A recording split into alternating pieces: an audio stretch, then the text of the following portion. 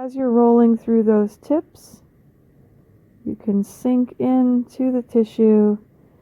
Now, sometimes you'll hit some spots that feel tender, and you might wonder, well, how deep is good enough to work, or how deep is too deep to work? A really good rule of thumb is that, if it's sort of a good pain that you can keep breathing through and keep relaxing into, then it's okay. But what you don't want to do is work so intensely that you're literally holding your breath or tightening your muscles against it.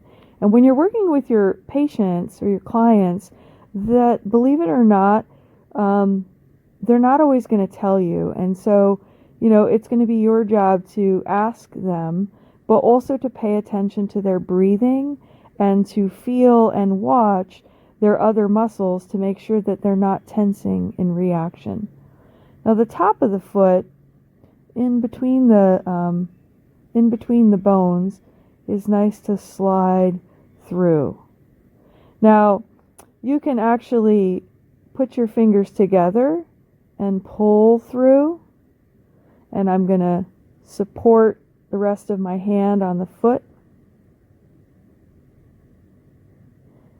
and work my way up through between the bones, between the metatarsals, and I'm repeating, starting more gently and increasing.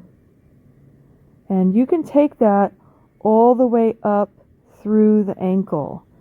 There's a great retinacula, that's connective tissue up in here. This gets bound up. So we're starting between those troughs, but you can take that all the way up through your ankle.